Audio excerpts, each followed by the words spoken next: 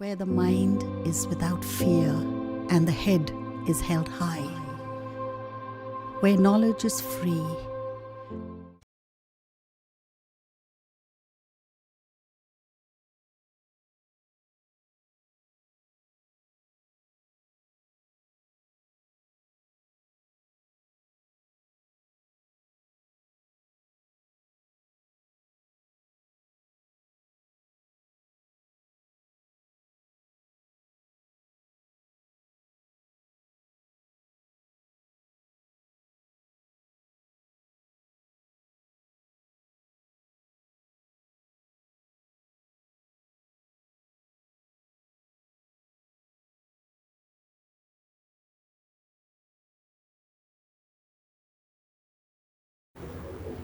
আমি Sukumar Saha Malda town school থেকে এসেছি।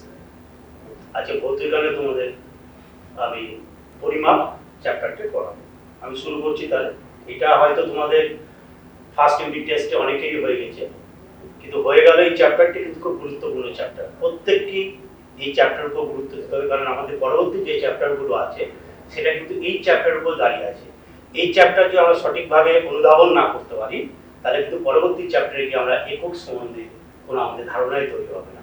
সেই জন্য প্রত্যেকেই হয়ে থাকলো এই চ্যাপ্টারটি খুব মন দিয়ে শোনার চেষ্টা করবে, বোঝার চেষ্টা করবে, এবং তোমাদের একটা রিভিশন হবে ভাববে। আমি তাহলে শুরু করছি পরিমাপ ও একক পদ্ধতি। শ্রেণী নবম, বিষয় ভৌতবিজ্ঞান।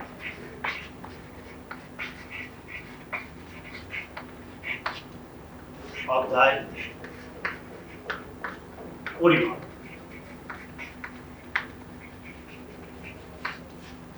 প্রথমে তোমাদের আছে ভৌত রাশি বা প্রাকৃতিক রাশি। কি জিনিস ভৌত রাশি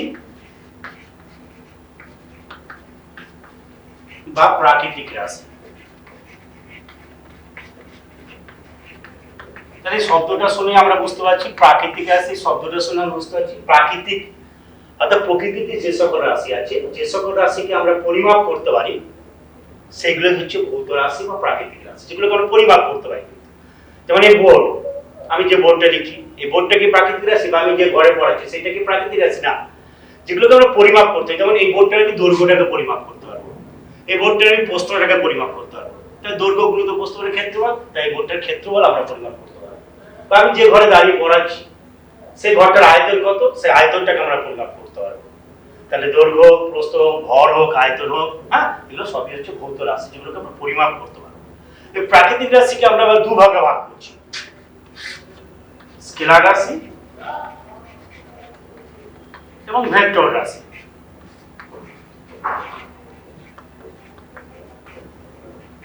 স্কেলার রাশি কি? যে রাশির মান আছে কিন্তু কোনো দিক নাই, বা সাধারণ বীজগাণিতিক পদ্ধতির সাহায্যে যে সকল রাশির আমরা যোগ বিয়োগ করতে পারবো সেগুলো হচ্ছে স্কেলার রাশি। যেমন উদাহরণ হিসেবে কি হতে পারে? দৈর্ঘ্য হতে পারে, ভর হতে পারে, ঠিক আছে, আয়তন হতে পারে, ঘনত্ব হতে পারে। এটা সবই হচ্ছে আমাদের দূরত্ব। দৈর্ঘ্য হচ্ছে মিলিয়ে হচ্ছে দূরত্ব। এগুলো হচ্ছে আমাদের স্কেলার রাশি। তাহলে স্কেলার রাশিটা কি বললাম আমি?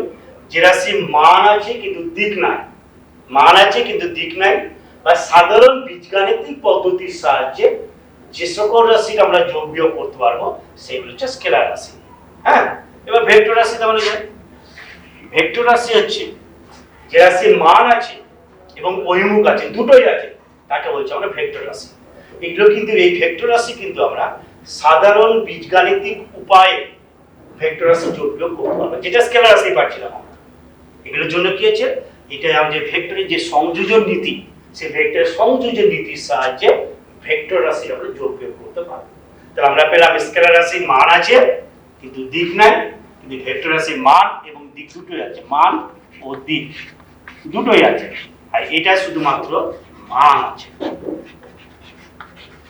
উদাহরণ হিসেবে কি হবে? সরণ হবে, বল হবে, বেগ হবে, ত্বরণ হবে, মন্দন হবে।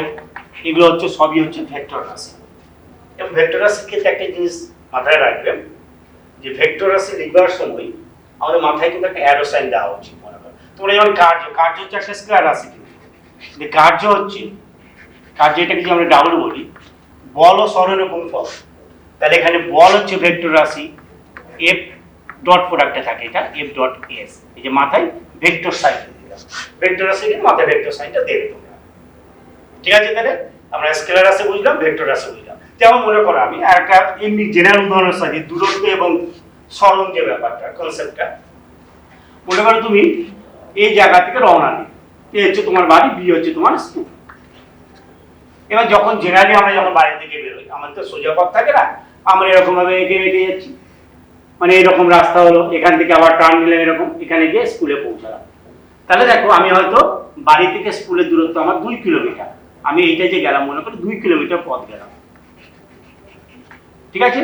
তাহলে দেখো মানটা হচ্ছে 2 কিলোমিটার, কিন্তু কোনো দিক নেই, দেখো দিকে বারবার পরিবর্তন, এখানে আসলাম, এখানে এসে দিকের পরিবর্তন হয়ে গেছে, এখানে এসে দিকের পরিবর্তন, এখানে এসে দিকের পরিবর্তন, বারবার দিকের পরিবর্তন, যে মানটা আছে, মানটা হচ্ছে 2 কিলোমিটার। তাহলে এটা স্কেলার রাশি। এবার এই সরণটা কি? সরণ হচ্ছে এ এবং বি কে যদি আমি একটা সরল রেখা দ্বারা যুক্ত করি, প্রথম বিন্দু এবং শেষ বিন্দুর যে দূরত্বটা এবং সরল রেখায় যে দূরত্বটা, সেটাই হচ্ছে আমাদের সরণ। আর মান হচ্ছে, মনে করো এটা মান হচ্ছে 1.5 কিলোমিটার, মনে করো সরণটা, মানটা হচ্ছে 1.5 কিলোমিটার এবং একটা নির্দিষ্ট হৈমুখ থাকছে, সেই জন্য সরণটা হয়ে গেল ভেক্টর রাশি আর দূরত্বটা হয়ে গেল স্কেলার রাশি। ঠিক আছে, এবার চলে আসছি আমরা মেন যে ভাইটাল পার্টটা,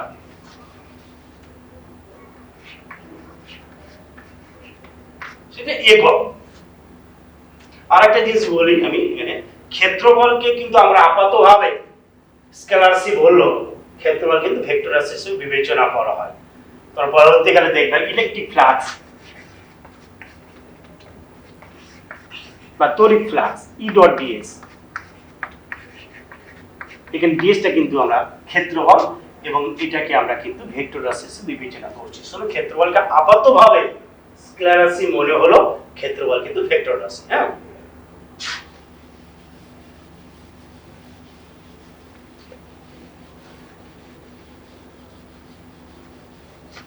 তাহলে আমরা বললাম ভৌত রাশি, ভৌত রাশি ক্লাসিফিকেশন, স্কেলার রাশি এবং ভেক্টর রাশি। এবার চলে আসছি আমরা একক। একক, তোমরা জানো যে কোনো ভৌত রাশিকে সঠিকভাবে পরিমাপ করবার জন্য এককের প্রয়োজনীয়তা ও গুরুত্ব অপরিসীম। একক ছাড়া আমরা কোনো ভৌত রাশিকে কখনোই পরিমাপ করতে পারবো না, ভৌত রাশিটা অর্থহীন হয়ে যাবে। ঠিক আছে, তাহলে এককটা তাহলে কাকে বলছি? কোনো ভৌত রাশি, মন দিয়ে শুনবে, কোনো ভৌত রাশি কোনো নির্দিষ্ট ও সুবিধাজনক পরিমাণকে প্রমাণ করে তুলনামূলকভাবে সেই ভৌত রাশিটি পরিমাপ করা হয় এবং সেই নির্দিষ্ট পরিমাণটিকে ওই ভৌত রাশি একক বলে। তাহলে কি বললাম?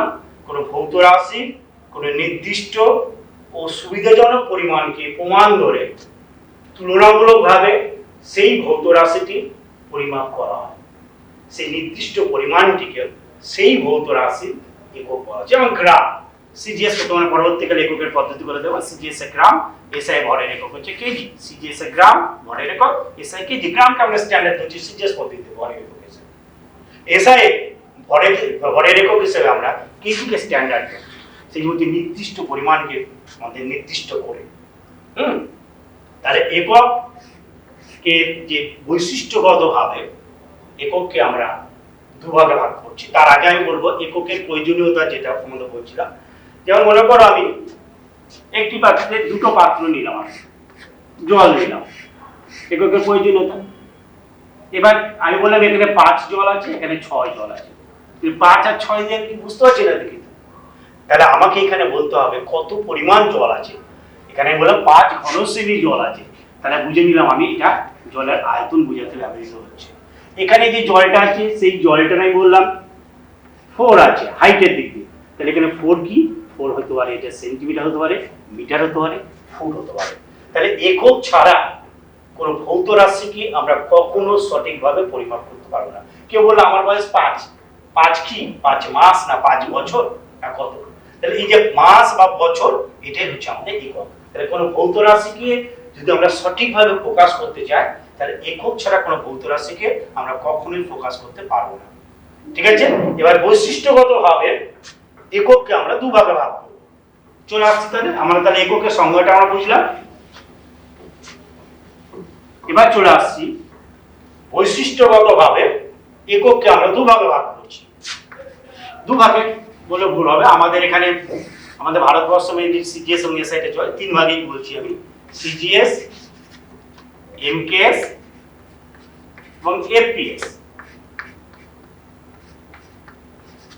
সিজিএস এইটা কিন্তু মন দিয়ে প্রত্যেকেই শুনবে, কারণ একক যদি তোমরা সঠিকভাবে না বোঝার চেষ্টা করো বা না বুঝতে পারো, তাহলে পরবর্তী যে চ্যাপ্টারগুলো বা হায়ার লেভেলে যখন তোমরা সায়েন্স নিয়ে পড়বে তখন কিন্তু এককে যদি তোমরা বিশাল সমস্যায় পড়বে এবং কোনো ভৌত রাশিকে সঠিকভাবে প্রকাশই করতে পারবে না, অর্থহীন হয়ে যাবে মানে সমস্ত ভৌত রাশি। তাহলে সিজিএস, সিজিএস সেই শব্দটা শুনে বুঝতে পারছো, C for centimetre, G for gram, S for second. তার আগে এটা বলবার আগে বৈশিষ্ট্যগতভাবে এটা এককের পদ্ধতি হলো, হ্যাঁ এককের পদ্ধতি, এটা এককের পদ্ধতি। আমি বৈশিষ্ট্যগতভাবে যদি বলি, সরি ওইটা আমি বলেছিলাম, ওইটা বৈশিষ্ট্যগতভাবে এটা হবে না, এটা হচ্ছে পদ্ধতিগতভাবে। আর বৈশিষ্ট্যগতভাবে এটাকে দুভাগে ভাগ করা হচ্ছে, মূল একক বা প্রাথমিক একক,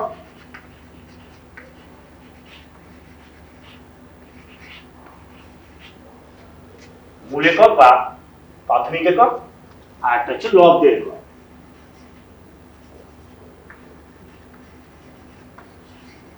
এককের পদ্ধতিটা আমি পরে বলছি, তোমরা আগে এটাকে দেখে দাও। তাহলে বৈশিষ্ট্যগতভাবে আমরা এককে দুভাগে ভাগ করছি, মূল একক বা প্রাথমিক একক, আর একটা হচ্ছে লব্ধ একক। প্রাথমিক একক বা মূল, মূল হলো ভিত্তি, যেমন যার উপর ফাউন্ডেশনটা দাঁড়িয়ে থাকে, একটা বাড়ি যেমন ফাউন্ডেশন বেসের উপর দাঁড়িয়ে থাকে, সেরকম মূল একক বা প্রাথমিক এককটা কি, জেনে আমরা বলি দৈর্ঘ্য, ভর বা সময়ের একককে মূল একক বা প্রাথমিক একক বলে। কিন্তু আরো ভালোভাবে বললে কি হবে, যে সকল রাশির এককগুলো হচ্ছে স্বতন্ত্র, যে সকল রাশির এককগুলো স্বাধীনভাবে গঠিত হয়, যে সকল রাশির একক ছাড়া অন্যান্য কোনো ভৌত রাশির একক গঠন করা যায় না, তাকে বলা হয় মূল একক বা প্রাথমিক একক। তাহলে কি বললাম, যে সকল ভৌত রাশির এককগুলো হচ্ছে স্বতন্ত্র, যারা স্বাধীনভাবে গঠিত হয়, যে সকল রাশির একক একে অন্যের উপর নির্ভরশীল নয়, এবং যে সকল রাশির এককের সাহায্যে অন্যান্য রাশির এককগুলো গঠন করা যায়, তাকে বলা হচ্ছে মূল একক বা প্রাথমিক একক। তাহলে আমি কি বললাম, দৈর্ঘ্য, ভর আর হচ্ছে সময়, দৈর্ঘ্য, ভর, সময়। দেখো আমি দৈর্ঘ্য মাপার সময় কখনো আমার ভর বা সময় দরকার পড়ছে না, পড়ছে? আমি মনে করো এই ডাস্টার, আমি এই চকটা দৈর্ঘ্য মাপতে চাই, মাপার জন্য আমার কি লাগবে, একটা স্কেল লাগবে। আমার এটা বড় দরকার নেই, আমার হাতে কোনো ঘড়িও দরকার নেই। তাহলে এই দৈর্ঘ্যটা মাপার সময় আমি ভরের উপর নির্ভর করছি না, সময়ের উপর নির্ভর করছি না। সেই জন্যই হচ্ছে স্বতন্ত্র, এটা স্বাধীনভাবে গঠিত হয়, একে অন্যের উপর নির্ভরশীল নয়। হ্যাঁ, তাহলে সেইগুলো হচ্ছে মূল একক বা প্রাথমিক একক। তা বুঝলাম। এবার চলে আসছি আমি লব্ধ একক। লব্ধ একক কাকে বলে, যে সকল রাশির এককগুলো এক বা একাধিক সমজাতীয় বা ভিন্ন জাতীয় মূল এককের দ্বারা গঠিত হয়, তাকেই বলা হয় লব্ধ একক। আমি আবার বলছি, যে সকল রাশির এককগুলো এক বা একাধিক সমজাতীয় বা ভিন্ন জাতীয় প্রাথমিক এককের দ্বারা বা মূল এককের দ্বারা গঠিত হয়, তাকে বলা হয় লব্ধ একক। যেমন আমি চলে আসি লব্ধ একক উদাহরণ হিসেবে কি হবে, ক্ষেত্রফল হবে, আয়তন হবে, অনেক উদাহরণ হবে, ঘনত্ব, বেগ, ত্বরণ, মন্দন, বল, ভরবেগ, চাপ, এগুলো সবই হচ্ছে আমাদের লব্ধ একক। তাহলে লব্ধ একক আমরা উদাহরণ হিসেবে এবার দেখব, যেটা এক বা একাধিক প্রাথমিক এককের সাহায্যে গঠিত হচ্ছে, তাই তো? তাহলে আমি এককের ক্লাসিফিকেশন এটা আমি পরে যাচ্ছি, আগে এটা বলে দিই, না তো বোর্ডটা আমার শর্ট হয়ে যাচ্ছে।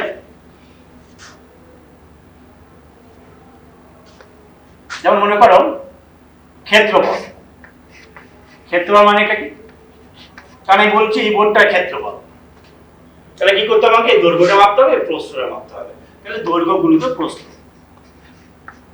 প্রস্থ একটা দৈর্ঘ্য, তাহলে কটা প্রাথমিক একক এখানে ব্যবহার হলো, দুটো, সেই জন্য ক্ষেত্রফল হয়ে গেল একটা লব্ধ একক। আয়তন। আমি এই ঘরটার আয়তন পরিমাপ করতে চাই, তাহলে আমাকে কি করতে হবে? এই ঘরটার দৈর্ঘ্য নিতে হবে, প্রস্থ নিতে হবে এবং এই হাইটটাকে নিতে হবে, উচ্চতাকে নিতে হবে। তাহলে দৈর্ঘ্য গুণিত প্রস্থ গুণিত উচ্চতা। দৈর্ঘ্য, প্রস্থ একটা দৈর্ঘ্য হয়, উচ্চতা একটা দৈর্ঘ্য হয়। তাহলে এখানে তিনটে প্রাথমিক একক আমরা এখানে ব্যবহার করলাম। তাহলে আয়তনটা হয়ে গেল একটা লব্ধ একক। ঘনত্ব, ঘনত্ব সমান সমান কি পাবো আমরা? ভর বাই আয়তন। ভর হচ্ছে একটা প্রাথমিক একক, তোমরা জানো, আর আয়তন মানে হচ্ছে দৈর্ঘ্য প্রস্থ উচ্চতা। তাহলে ঘনত্বটা হয়ে গেল একটা লব্ধ একক। বেগ, বেগ হচ্ছে সরণ বাই সময়। সরণটা কি? সরণটা হচ্ছে একটা দৈর্ঘ্য, দৈর্ঘ্যটা হচ্ছে প্রাথমিক একক, সময়টাও প্রাথমিক একক। তাহলে এখানে দুটো প্রাথমিক একক ব্যবহার হলো, তাহলে এই কারণে বেগটা হয়ে গেল একটা লব্ধ একক। তাহলে আমরা প্রাথমিক একক এবং লব্ধ একক সম্বন্ধে একটা আইডিয়া পেলাম।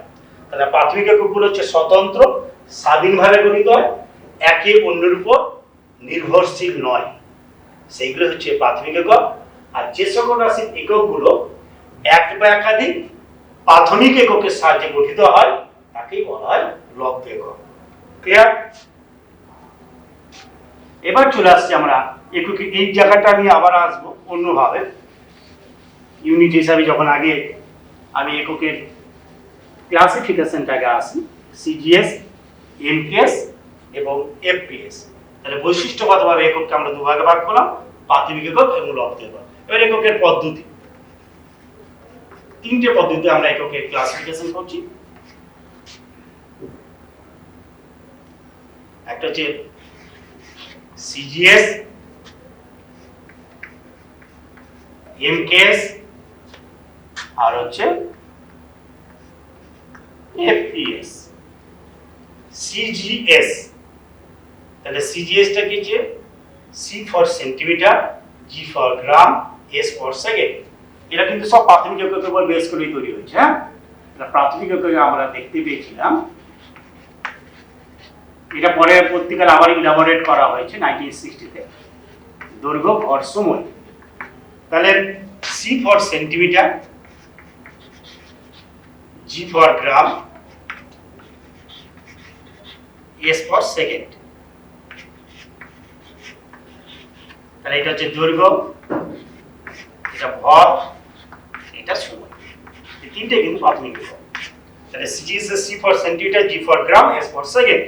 একবারে এমকেএস এর যদি চলে আসি, M for metre, K for kg, S for second. তাহলে এটাও দৈর্ঘ্য, ভর, সময়। এমকেএস পদ্ধতিটা আলাদা শুধু হয়ে গেল। এফপিএস এর A for foot, T for pound, S for second. যদিও আমাদের ভারতবর্ষ বা বেশিরভাগ কান্ট্রিতেই অ্যাকচুয়ালি সিজিএস এবং এমকেএস পদ্ধতি কিন্তু বহুল প্রচলিত। এফপিএস পদ্ধতি আমাদের ভারতবর্ষে ব্যবহার খুব কমই হয়, যদিও আমরা ফুট এককটাকে খুব ব্যবহার করি।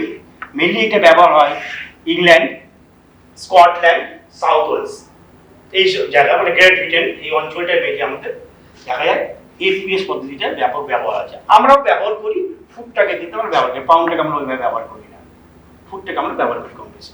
সিজিএস এবং এমকেএস পদ্ধতির কিন্তু আমাদের দেশে বা বেশিরভাগ দেশেই সিজিএস এবং এমকেএস পদ্ধতি ব্যবহার প্রচুর প্রচলিত আছে। কিন্তু এই তিনটে এককের মধ্যে সীমাবদ্ধ থাকলে মূল একককে সঠিকভাবে প্রকাশ করা যাচ্ছিল না। আরো মূল একককে আরো কি করা, এলাবোরেট করা হলো 1960-তে। দৈর্ঘ্য, ভর, সময়। দৈর্ঘ্য, ভর, সময় তিনটে তো ছিলই, এর সঙ্গে চলে আসছে আমাদের উষ্ণতা, যার একক কেলভিন বলছি, ঠিক আছে। দীপন প্রাবল্য,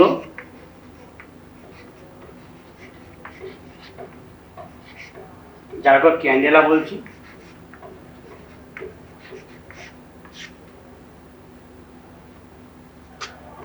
পদার্থের পরিমাণ,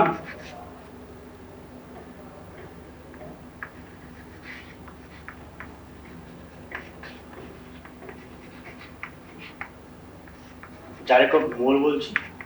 এটা মূল, আর হচ্ছে আমাদের তড়িৎ প্রবাহ।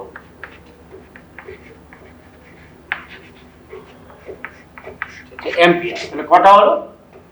আগের তিনটি ছিল 1 2 3 4 5, 1 2 3 4 5 6 7, 7টা 1960-তে কিন্তু এটা স্টেন্ড করা হয়েছিল। ঠিক আছে, তাহলে আমরা দৈর্ঘ্য ভর সময় নয়, এই এমসিএস পদ্ধতিটাকে এখন বর্তমানে বলা হয় এসআই পদ্ধতি, ইন্টারন্যাশনাল সিস্টেম। হ্যাঁ, এসআই পদ্ধতি নামে কিন্তু বলি, আপনার এমকেএস না বলে এসআই বলি আমরা। তাহলে এমকেএসটাকে আমরা এখন এসআই এর মধ্যে ফেলছি। তাহলে এসআই দেখা যাচ্ছে 7টা মূল একক আমরা পেলাম: দৈর্ঘ্য, ভর, সময়, উষ্ণতা, দীপন প্রাবল্য, পদার্থের পরিমাণ আর তড়িৎ প্রবাহ।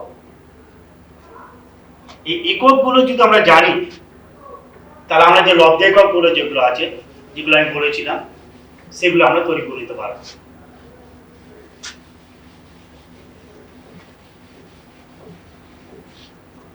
কেন আমি বলেছিলাম, মনে করো ক্ষেত্রফল, দৈর্ঘ্য গুণিত প্রস্থ, দৈর্ঘ্যের একক সিজিএস কি? সেন্টিমিটার, প্রস্থ হচ্ছে সেন্টিমিটার, তাহলে সেন্টিমিটার স্কয়ার। এটা আমি বের করে নিলাম। আয়তন, আয়তন মানে কি বলেছিলাম? দৈর্ঘ্য গুণিত প্রস্থ গুণিত উচ্চতা। তাহলে দৈর্ঘ্যের একক সিজিএস এর সেন্টিমিটার, এটা কিন্তু সিজিএস এ হলো, কিন্তু মাথায় রাখবেন সেন্টিমিটার সেন্টিমিটার। তাহলে কি হলো? Centimetre cube. আমরা পাশাপাশি ঠিক এসআইটাকে লিখে দিই। এসআই দৈর্ঘ্যের একক তোমরা কি পেয়েছিলে? মিটার। তাহলে এই সেন্টিমিটার স্কয়ার জায়গা হয়ে যাবে মিটার স্কয়ার। ক্ষেত্রফলের একক, আয়তনের এককটা হয়ে যাবে মিটার কিউব। ঠিক আছে, ঘনত্ব, ঘনত্ব মানে আমরা কি পেয়েছিলাম? ভর বাই আয়তন। তাহলে ভরের একক সিজিএস কি? গ্রাম। আয়তন একক কি পেলাম? সেমি কিউব বাই, তাহলে গ্রাম বাই না লিখে আমরা এইভাবে লিখি সেন্টিমিটার কিউব পার।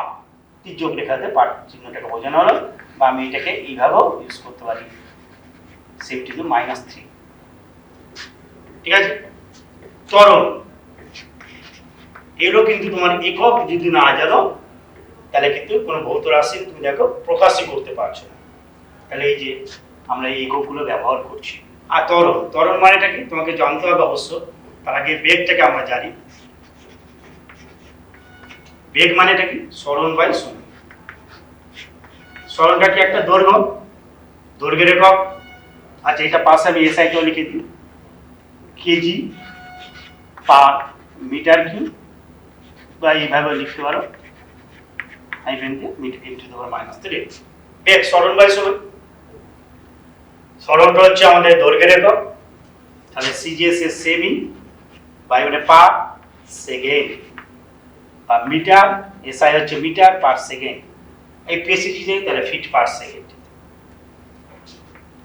ত্বরণ, ত্বরণ সমান কি? বেগ বাই সময়। এগুলো কিন্তু তোমাকে জানতেই হবে, তাহলে তুমি এককগুলো ঠিকঠাক পুট করতে পারবে। বেগ বাই সময়, বেগের একক হচ্ছে আমরা কি পেলাম? সেমি পার সেকেন্ড, মানে সেমি বাই সেকেন্ড। নিচে সময়ের একক সেকেন্ড, তাহলে হলো সেমি পার সেকেন্ড স্কয়ার। ঠিক আছে, বল,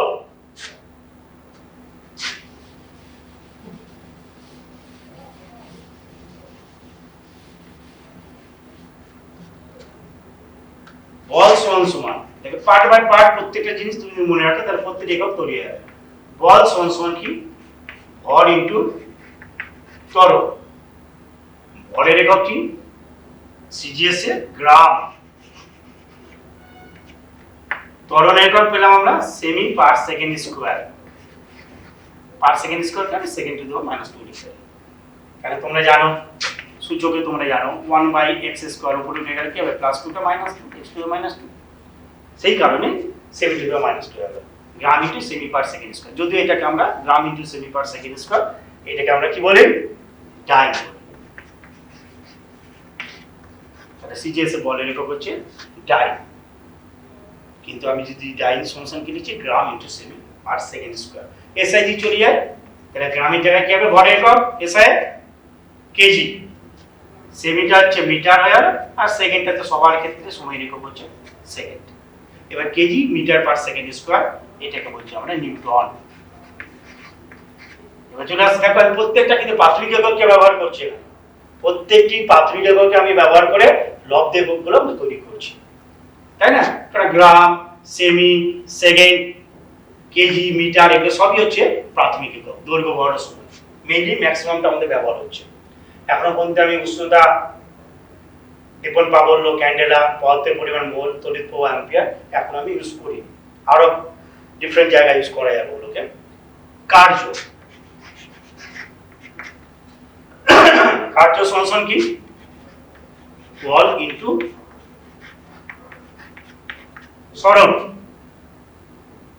তাহলে বল টোটালটাকে কি বলছি একশো, গ্রাম ইনটু সেমি পার সেকেন্ড কে বলছি আমরা ডাইন। তাহলে ডাইন সেন্টিমিটার ইনটু হাইফেন দিলাম, ডাইন ইনটু সেন্টিমিটার, এটাকে বলছি আমরা আর।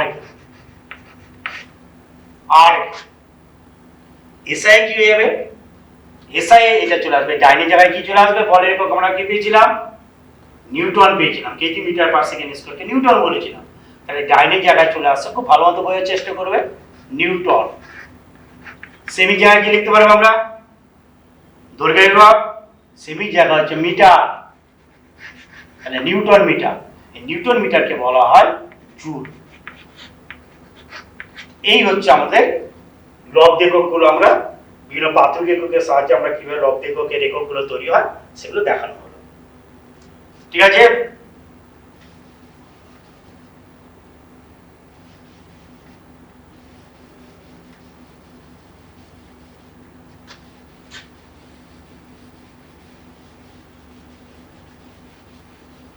একক লেখার কিন্তু নিয়ম আছে। একক লেখার নিয়মগুলোকে কিন্তু ইচ্ছামতো একক লেখা যাবে না, সেইটা তোমরা মন দিয়ে দেখবে। আন্তর্জাতিকভাবে কিন্তু একক লেখার নিয়ম স্বীকৃতি আছে, পেয়েছে, যেটা কোনো সায়েন্টিস্টের যদি নাম থাকে, বিজ্ঞানিকের নাম, যে অনুসারে যদি কোনো একক তৈরি হয়, যেমন তোমরা জানো এসআই একটু আগে বললাম, আমি বলের একক কি বললাম? নিউটন। নিউটন কিন্তু তোমার স্মল লেটার লিখতে হবে না, ক্যাপিটাল লেটার লিখতে হবে তোমাকে। হার্জ কিন্তু সায়েন্টিস্টের নাম, ক্যাপিটাল লেটার দিয়ে শুরু করতে হবে, কিন্তু এইচ জেড। ঠিক আছে? জুল সায়েন্টিস্টের নাম, ক্যাপিটাল জে ইউজ করতে হবে। তাহলে এটা জিনিস মাথায় রাখবে, যে যখন কোনো সায়েন্টিস্ট বা বৈজ্ঞানিকের নাম অনুসারে যখন কোনো একক তৈরি হয়েছে, তখন কিন্তু ক্যাপিটাল লেটার দিয়ে শুরু করতে হবে। সংক্ষেপে যদি আমরা লিখি, এটাকে যদি আমি আবার স্মল লেটার লিখতে চাই, তাহলে আমাকে পুরোটা লিখতে হবে, নিউটন, NEWTON, এইভাবে আমরা লিখতে পারি, বা হার্জ, HERTZ লিখতে পারবো। কিন্তু যদি আমরা ক্যাপিটাল লেটার লিখতে চাই, মানে সংক্ষেপে যদি লিখতে চাই, তাহলে ক্যাপিটাল লেটার লিখতে হবে। এবং একটা জিনিস মাথায় রাখবে, যে আমরা অনেক সময় এককের ক্ষেত্রে বহু বছর, মনে করেন বললাম আমি বাজার থেকে 5 কেজি আলুকে নিয়ে আসতাম, অনেকে দেখি আমরা এটা 5 kgs লিখছি, সেটা কিন্তু ভুল, 5 কেজি লিখবো। আর আমাকে যেটা পুরো নাম্বারে করতে হয়, তাহলে কিলোগ্রাম, তাহলে আমাকে বাংলায় থাকলে পুরো লিখবো, মানে পুরো ইংলিশে এরকম ভাবে লিখতে পারি না, কিন্তু দরকার পড়ে না তোমাদের 5 কেজি, 10 কেজি ইত্যাদি। বা অথবা তাপের একক মনে করো, আমরা জানি ক্যালোরি, একটা বস্তুতে কি পরিমাণ তাপ আছে, 40 ক্যালোরি। ঠিক আছে? ক্যালোরি লিখবা, এটা বহু বচন বলে এখানে এস করে দেওয়া বা ইএস যোগ করে দেওয়া, সেটা কিন্তু চলবে না আমাদের। তাহলে সায়েন্টিস্টের নাম দিয়ে যখন কোনো একক তৈরি হয়েছে, তখন সেটা ক্যাপিটাল লেটার দিয়ে শুরু হবে। যদি কোনো এককে আমাদের এই পরিমাণগুলো যদি আমাদের বহু বচন থাকে, 5 কেজি, 10 কেজি, 50 কেজি, যাই হোক, তখন কিন্তু কেজি এস বা ইএস যোগ করা যাবে না। তাপের ক্ষেত্রে সেটা বললাম। আর আরেকটা জিনিস হচ্ছে মিটারের ক্ষেত্রে আমরা অনেকে এমটি করে দিই, মিটার, সেটা কিন্তু করা যাবে না, মিটার এম, সেকেন্ড এস, হ্যাঁ, এগুলো কিন্তু এইভাবে লিখতে হবে, মিটার এম, সেকেন্ড এস। এছাড়া আমাদের যখন পার থাকছে, যেমন আপেক্ষিক তাপ, তোমরা শুনে থাকবে আপেক্ষিক তাপ, একটা নির্দিষ্ট প্রত্যেকটা বস্তুর একটা নির্দিষ্ট আপেক্ষিক তাপ আছে। আপেক্ষিক তাপের সংজ্ঞা হয়তো তোমরা জানো, 7-8 তোমরা পড়েছো যে একক ভরের কোনো বস্তুর উষ্ণতা 1 ডিগ্রি বৃদ্ধি করতে যে তাপ লাগে তাকে বস্তুর আপেক্ষিক তাপ বলে। যাক, আপেক্ষিক তাপের একক হচ্ছে কি আমরা ক্যালোরি পার গ্রাম পার ডিগ্রি সেন্টি। এই পার গ্রাম পার ডিগ্রি সেন্টি দুবার কিন্তু আমরা পার চিহ্ন ইউজ করতে পারবো না, তীর্যক রেখা দুবার আমরা ইউজ করতে পারবো না। পার গ্রাম পার ডিগ্রি সেন্টি আমাকে এইভাবে লিখতে পারি, বা আমি লিখতে পারি এইভাবে, সবচাইতে ভালো হবে ক্যালোরি পার গ্রাম মানে গ্রাম ইনভার্স, পার ডিগ্রি সেন্টি মানে সেন্টিগ্রেড ইনভার্স। ক্লিয়ার? তাহলে দুবার কিন্তু আমি পার চিহ্ন বা তার তীর্যক রেখাটা ইউজ করতে পারবো না। এবং আরেকটা জিনিস হচ্ছে আমরা অনেক সময় দেখি, খাতা দেখতে গিয়ে আমরা দেখেছি যে সেন্টিমিটার লিখতে গিয়ে মাঝখানে এরকম ডট চিহ্ন দিয়ে দিচ্ছি, মাঝখানে কিন্তু ডট চিহ্নটা দেওয়া যাবে না। এটা এককের আন্তর্জাতিকভাবে কিন্তু নিয়ম আছে, তুমি সেমি সিএম লিখবে, দ্যাটস না, ঠিক আছে? মিটারের ক্ষেত্রে এমটি লিখবে, মিটারের ক্ষেত্রে এম লিখবে। এই জিনিসগুলোকে মেনটেন করবে এবং পার চিহ্ন দুবার অর্থাৎ তীর্যক রেখা দুবার ইউজ করবে না। সেই ক্ষেত্রে যখন দুবার পার থাকছে তখন আমরা ইনভার্স এইভাবে লিখবো। এই হচ্ছে একক লেখার নিয়মগুলো।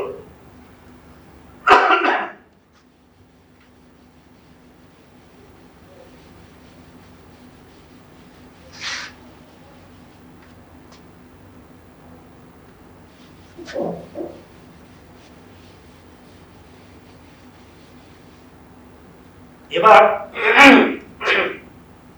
আমরা চলে যাচ্ছি মাত্রা।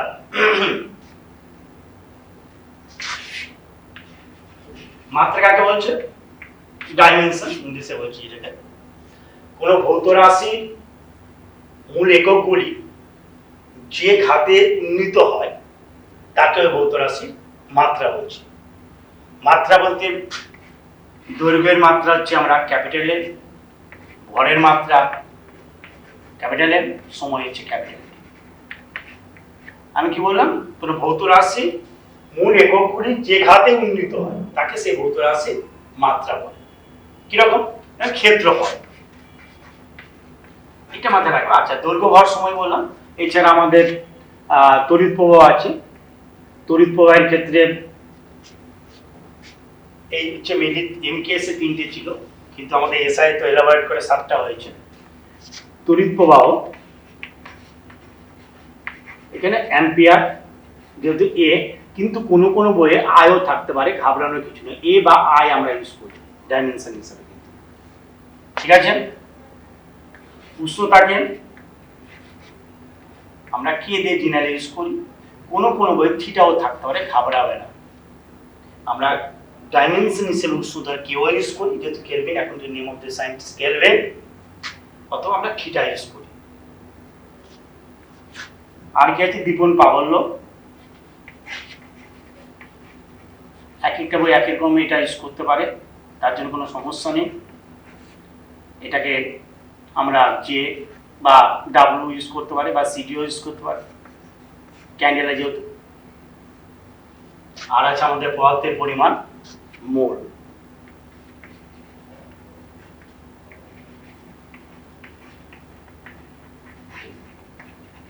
সেটা এন আমরা ইউজ করি। কিন্তু তড়িৎ প্রবাহটা আমরা অনেক সময় দেখেছি, খেয়াল করে, তড়িৎ প্রবাহ এবং উষ্ণতার ক্ষেত্রে কিন্তু ভ্যারিয়েশনটা আছে। দৈর্ঘ্য এল, ভর এম, সময়টি, এটা নিয়ে কোনো ডিফারেন্স করা হয় না। সব জায়গাতেই সব বই একই রকম করা আছে। কিন্তু তড়িৎ প্রবাহের ক্ষেত্রে দেখেছি যে কখনো কখনো এ কোনো জায়গায় ইউজ করা আছে, কোথাও আই ইউজ করা আছে, ক্যাপিটাল আই। এবং উষ্ণতার ক্ষেত্রে তাই কোনো কোনো জায়গায় থিটা, এটা থিটা 9-এ তোমরা হয়তো জানো না, থিটা থিটা বলা হয় এটাকে, হ্যাঁ থিটা। এটাকে বলা হয় ফাই, বলে দিয়েছে। এটা বলা হয় আলফা, এটা বলা হয় বিটা, এটা বলা হয় গামা, এটা বলা হয় সাই, হ্যাঁ, এটা বলা হয় যায়। এইরকম ভাবে কিছু জিনিস থাকে আমাদের। সুতরাং আপনার থিটাটা কিন্তু উষ্ণতার ক্ষেত্রে আমরা ব্যবহার করি, থিটা বা কিউ।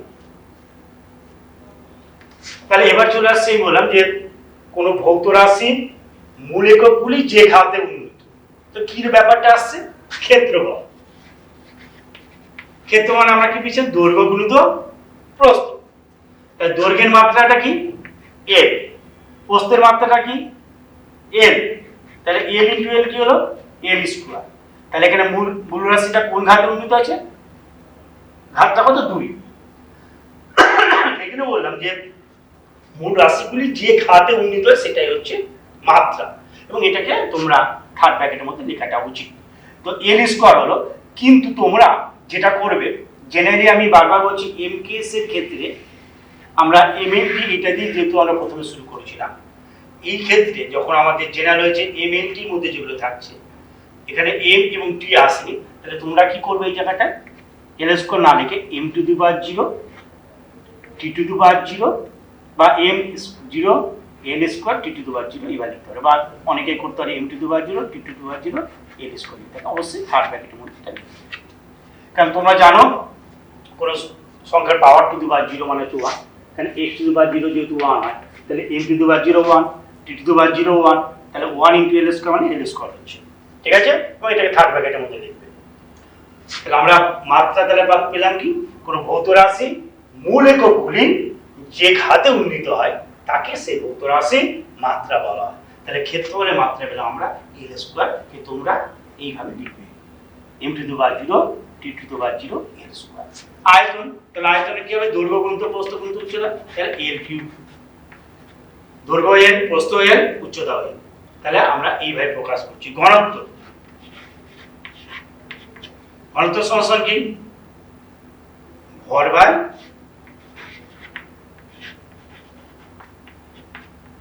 আয়তন। তাহলে ভরের মাত্রাটা কি এম, আয়তনের মাত্রা এল কিউব, এই যে আয়তন হচ্ছে এল কিউব। তো এখানে এইভাবে লিখবে M 0 M to the power 0 T to the power 0 L cube এভাবে লিখবে। তাহলে আমরা পাচ্ছি আয়তন হচ্ছে এখানে এল কিউব, তাহলে হলো এম এল টু দি পাওয়ার -3। আমি আর ওইভাবে দেখাচ্ছি না, এইভাবে লিখো টি টু দি পাওয়ার 0 এরকম লিখতে পারো। সব কিছুর আমরা মাত্রা আমরা বের করতে পারবো। যেমন মনে করো আমি বলের মাত্রা বের করতে চাই। বল মানে কি, তোমাকে অবশ্যই জানতে হবে বলটা কি। বল মানে হচ্ছে ভর ইনটু ত্বরণ। তোমরা হয়তো পড়েছো, আগেও পড়েছো তোমরা, F সমান m a, তোমরা এই ফর্মুলাটা জানো, 7 টেবিলে তোমরা করেছো বুঝো। তো ভর ইনটু ত্বরণ, ভরের মাত্রাটা কি m, ত্বরণটা যে আমি বের করি, ত্বরণ মানে আচ্ছা বেগ হচ্ছে সরণ বাই সময়, সরণ মানে হচ্ছে l, সময় হচ্ছে t। ত্বরণটা কি বেগ বাই সময়, বেগ বাই সময়, তাহলে বেগ হচ্ছে l বাই t আর সময় হচ্ছে t, তাহলে কি হচ্ছে l বাই t স্কয়ার, তাহলে হলো l t to the power -2, তাই তো? তাহলে আমরা ভরটা হচ্ছে m আর ত্বরণটা হচ্ছে l t to the power -2। এটা কিন্তু তোমরা কয়েকবার পড়লে তোমাদের মাথার মধ্যে থেকে যাবে। বল, কার্য, কার্যের মাত্রাটা কি হবে, কার্য মানেটা কি বলেছিলাম, বল ইনটু দূরত্ব। বল মানেটা কি, মানে বল ইনটু সরণ, অ্যাকচুয়ালি বলা, বল ও সরণের গুণফলকে বলা ক্ষেত্র কার্য। সরণ আর দূরত্ব আমরা আলাদা অবশ্যই। তাহলে বল হচ্ছে m আর সরণ, বল হচ্ছে আমাদের ml t to the power -2, এটা হচ্ছে বলের মাত্রা পেয়েছি, আর সরণ হচ্ছে l, তার মানে হলো m l square t to the power -। এটা মাথায় রাখবে, কার্য যেহেতু এক প্রকার শক্তি, যে কোনো শক্তির মাত্রাই কিন্তু আমাদের যে গতি শক্তির মাত্রা বলে তোমাদের চাইতেই পারে।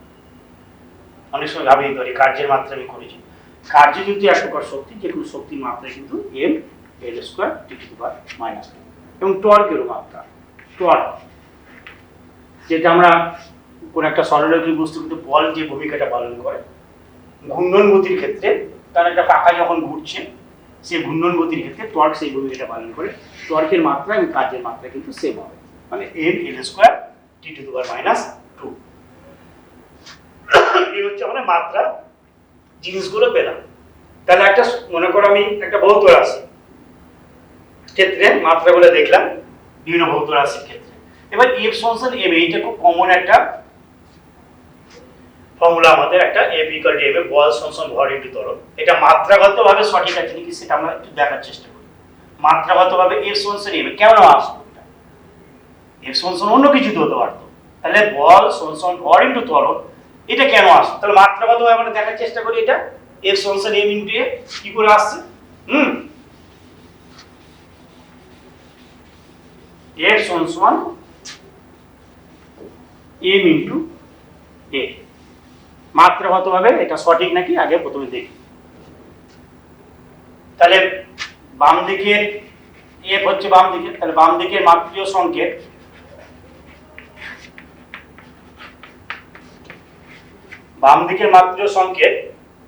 সমান কি হচ্ছে বলের মাত্রিয় সংকেত। এখানে বাম দিকে বল আছে, বলের মাত্রিয় সংকেত। বলের মাত্রিয় সংকেত তোমরা কি জানো? M L T to the power minus two, একটু আগে করেছে M L T to the power minus two. ঠিক আছে, এবার ডান দিকের মাত্রিয় সংকেত সমান এম এর মাত্রিয় সংকেত। ডান দিকে এম এ আছে, ঠিক আছে।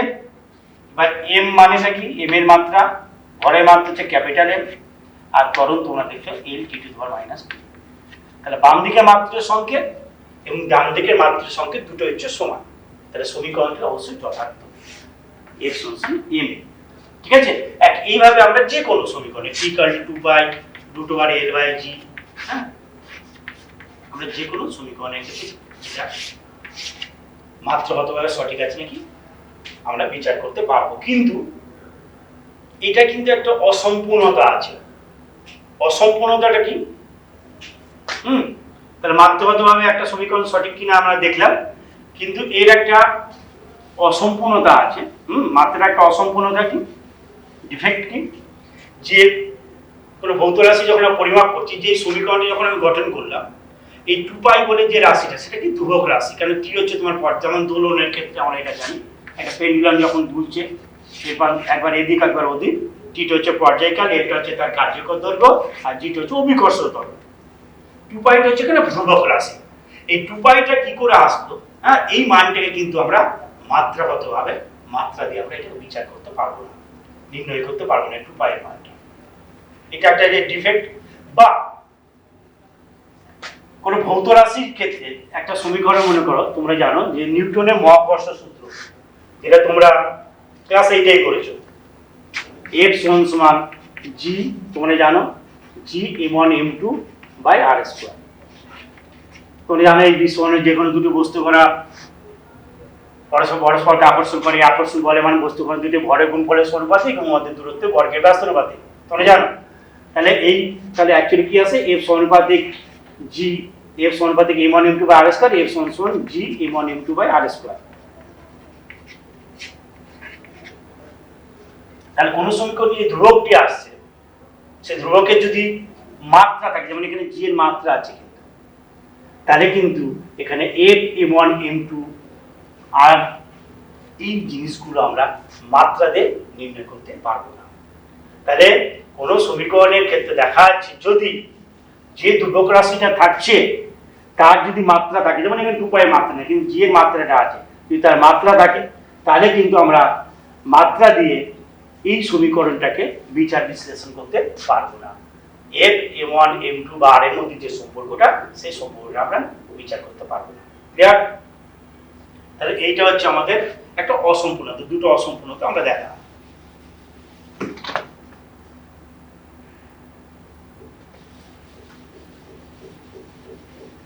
এবার আমি একটু মাত্রার দিক দিয়ে, মাত্রাটা খুব ভাইটাল জিনিস, তোমাদের পরে অনেক জায়গাতে লাগবে, 11-12 আছে তোমাদের।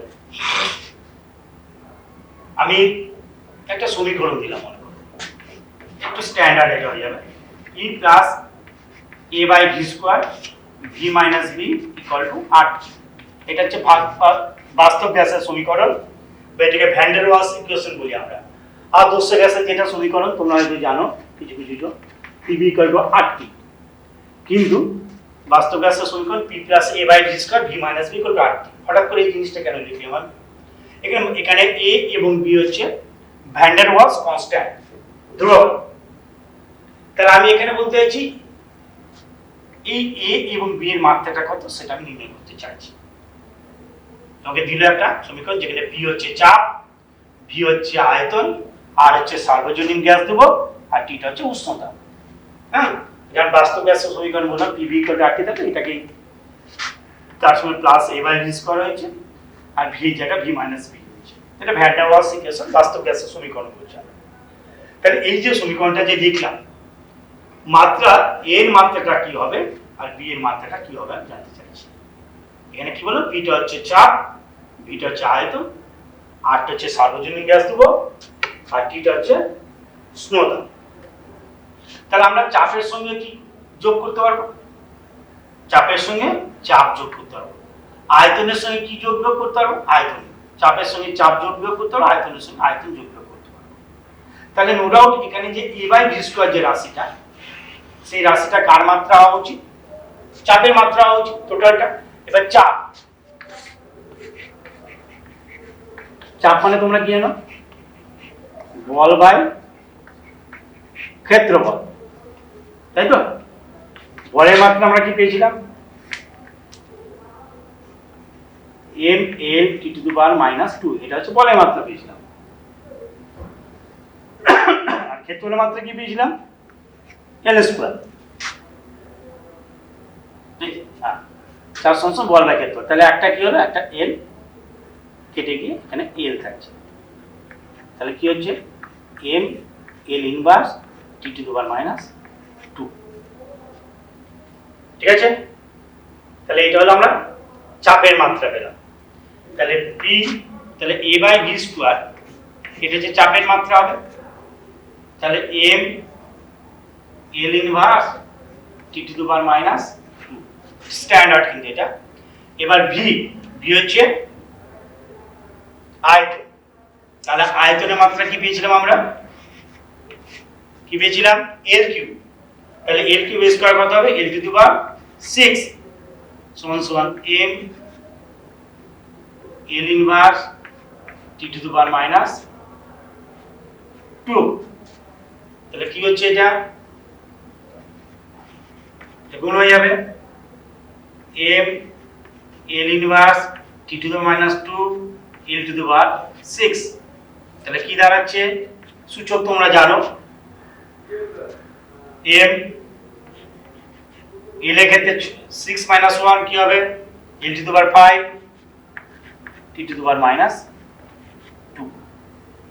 M L to the power 5 T to the power -2। এটা এ এর মাত্রা পেলাম। বি এর মাত্রাটা কি পাবো? তাহলে বিটা কি? বি এর মাত্রা খুব সহজ। তাহলে এখানে কি বলেছিলাম? চাপের সঙ্গে চাপ যোগ বিয়োগ করা যায়, আয়তনের সঙ্গে আয়তন যোগ বিয়োগ করা যায়। তাহলে বিটা হবে আয়তনের মাত্রা। তাহলে বি এর মাত্রা হবে এল কিউব। এখানে আয়তনের মাত্রা হচ্ছে এল কিউব। ক্লিয়ার? তাহলে তাহলে আমরা এখানে এ বাই ভি স্কয়ার চাপের মাত্রা, এটা একটা জিনিস থাকতে পারে তোমাদের, আমি আরেকটা জিনিস দিচ্ছি এরকম। তাহলে এটা হলো চাপের মাত্রা, ভি এর মাত্রা বসালাম, তাহলে এর মাত্রা কত আমাদের বেরিয়ে গেল। তোকে একটা সমীকরণ দেওয়া হলো, x equal to at plus bt square plus ct cube, এই দেওয়া আছে। আমি এখানে x হচ্ছে সেন্টিমিটার এককে বা মিটার স্কয়ারে, আর টিটা হচ্ছে মিটার স্কয়ারে ধরলাম আমি, আর টিটা হচ্ছে সময় মানে সেকেন্ড। তাহলে এখানে এ বি সি এর একক কি হবে, মাত্রা কি হবে জানতে চাইছি। তাহলে কি হবে, এটি হচ্ছে এখানে বাম পাশে কি আছে দৈর্ঘ্য, তাহলে এটাও দৈর্ঘ্য, এটাও দৈর্ঘ্য, এটাও দৈর্ঘ্য হওয়া উচিত, তাই না? বাম পাশে যদি দৈর্ঘ্য থাকে তার ডান পাশে দৈর্ঘ্য, দৈর্ঘ্য প্লাস দৈর্ঘ্যই হবে। আপনার তো বাম পাশে মাত্রার সঙ্গে ডান পাশে মাত্রার সঙ্গে একই হতে হবে। তাহলে আমরা যদি এটা মিটারে দেখি, তাহলে এটি হচ্ছে মিটার, তাহলে এ কি হবে, টি হচ্ছে সময় সেকেন্ড, তাহলে মিটার বাই সেকেন্ড, তাহলে মিটার পার সেকেন্ড হয়ে যাবে, metre by second, M by T হয়ে যাচ্ছে, তাহলে মিটার পার সেকেন্ড। তাহলে আমাদের এর একক হয়ে গেল মিটার পার সেকেন্ড। একবারে বিটা কি হবে, তাহলে বিটি স্কোয়ার মানেও তো তাই, বিটি স্কোয়ার মানেও মিটার, টি স্কোয়ার মানে সেকেন্ড স্কোয়ার, তাই তো? তাহলে আমাদের বি এর মাত্রা হয়ে গেল মিটার পার সেকেন্ড স্কোয়ার।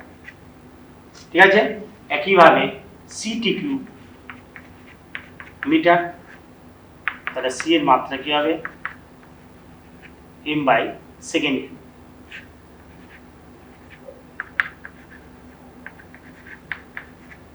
এ লিখতে পারি আমরা, মাত্র তোমরা এবার পারবে বের করতে এটা এখান থেকে, L T to the power minus one, এর কি হবে L T to the power minus two, এটা হবে L T to the power minus three. এইভাবে তোমাদের মাত্রা কিন্তু সব টোটাল জিনিসটাকেই বলে দেবে। আচ্ছা, আমাদের একক নিয়ে অনেক কিছু বলা হয়ে গেল, তাও তোমাদের আরেকটা জিনিস এখানে বলে দিই, একক বিহীন রাশি, এটা আমরা প্রথম থেকেই ভুলে গেছিলাম আমি বলতে, তোমাদের একক বিহীন রাশি তোমরা জানো পারমাণবিক গুরুত্ব, আণবিক গুরুত্ব, দ্রাব্যতা, হ্যাঁ, ঘর্ষণ গুণাঙ্ক, এগুলো হচ্ছে একক বিহীন রাশি। তাহলে কি বললাম, পারমাণবিক গুরুত্ব, আণবিক গুরুত্ব, দ্রাব্যতা, ঘর্ষণ গুণাঙ্ক, এগুলো হচ্ছে একক বিহীন রাশি। একক বিহীন রাশি কোনগুলো, যখন দুটো ভৌত রাশি একই জাতীয় রাশির অনুপাত হয়ে যায় তখন সেটা একক বিহীন রাশি হয়ে যায়। যেমন মনে করো আমি বলছি পারমাণবিক গুরুত্ব, পারমাণবিক গুরুত্ব সমান কি, কোন মৌলের একটি পরমাণুর ভর বা একটি হাইড্রোজেন পরমাণুর ভর, কোন মৌলের একটি পরমাণুর ভর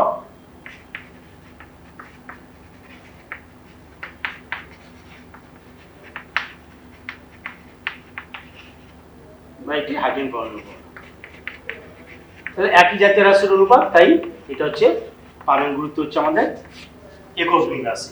কিন্তু একক আছে মাত্রা নেই, একক আছে মাত্রা নেই। জেনারেলি যাদের একক থাকে না তার মাত্রা থাকে না, কিন্তু ব্যতিক্রম তো সব জায়গাতেই থাকে। দেখা যাচ্ছে যে কোণ,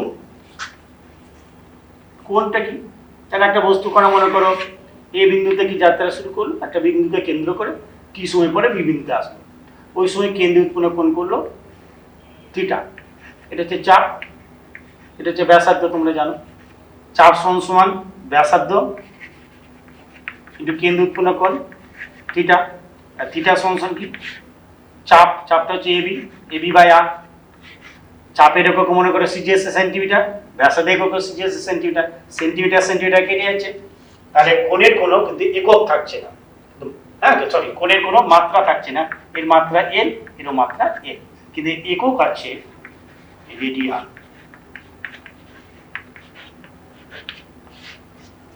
তাহলে আমরা দেখলাম একক আছে কিন্তু মাত্রা নেই এমন একটি ভৌত রাশি হলো কোণ পরিমাপের একক হচ্ছে রেডিয়ান, আর একটা হচ্ছে আমাদের ঘনকোণের একক হচ্ছে স্টেরিডিয়ান, স্টেরিডিয়ান, ঘনকোণের একক হচ্ছে স্টেরিডিয়ান। এরপরে চলে আসছি আমরা, একক নিয়ে অনেক কিছু বলা হলো তোমাদের, এরপরে চলে আসছি আমাদের দৈর্ঘ্য পরিমাপের ক্ষেত্রে সাধারণ স্কেল। দৈর্ঘ্য পরিমাপের ক্ষেত্রে আমরা সাধারণ স্কেল ব্যবহার করি, যেটা সেন্টিমিটারে দাগ কাটা থাকে, মিলিমিটারে দাগ কাটা থাকে, মিটার স্কেলে বলি ওটাকে আমরা 0, 1, 2 এরকম আছে, এখানে মাঝখানে 10টা সমান ভাগে ভাগ করা আছে, সেগুলো হচ্ছে মিলিমিটার। তাহলে আমরা সাধারণ স্কেলের সাহায্যে, আমাদের সেটা সাধারণ স্কেল আছে, সাধারণ স্কেলের সাহায্যে আমরা সবচেয়ে কতটা কম ঘর পরিমাপ করতে পারি, সেটা হচ্ছে 1 মিলিমিটার। 1 মিলিমিটার, এর চেয়ে কম ঘর আমরা পরিমাপ করতে পারি না, ঠিক আছে? তাহলে এখানে লঘিষ্ঠ ধ্রুবক বলে একটা শব্দ তোমরা, লঘিষ্ঠ ধ্রুবক, যে যন্ত্রের সাহায্যে, যখন কোনো যন্ত্রের সাহায্যে সবচেয়ে যতটা কম আমরা পরিমাপ করতে পারবো সেটা হলো সেই যন্ত্রের লঘিষ্ঠ ধ্রুবক। যেমন সাধারণ স্কেলের ক্ষেত্রে সর্বনিম্ন আমরা যতটা দৈর্ঘ্য পরিমাপ করছি সেটা 1 মিলিমিটার, 1 মিলিমিটারের কম আমরা পরিমাপ করতে পারি না, সেই যে সাধারণ স্কেলের ক্ষেত্রে লঘিষ্ঠ ধ্রুবক হচ্ছে 1 মিলিমিটার। 1 মিলিমিটারের চেয়ে কিন্তু কম আমরা পরিমাপ করতে পারবো না। এখানে আরেকটা জিনিস মনে রাখবা, যখন কোনো বস্তুর আমরা পার্ট নিব, পার্ট নেওয়ার সময় আমরা অনেক সময় কি হচ্ছে, এটা হয়তো আমরা তির্যকভাবে দেখি, তির্যকভাবে না দেখে আমরা লম্বভাবে আমাদের দেখা উচিত। তির্যকভাবে দেখতে গেলে পার্ট নেওয়ার সময় একটা ত্রুটি চলে আসবে, একটা ডিফেক্ট চলে আসবে, এটাকে হচ্ছে লম্বন ভ্রম।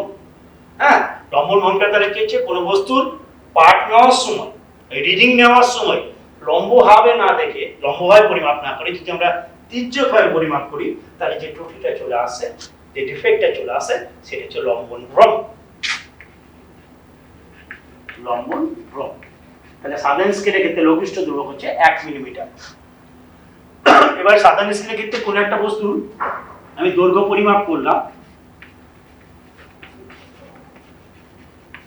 সেটা মনে করো দেখালো 10 সেন্টিমিটার।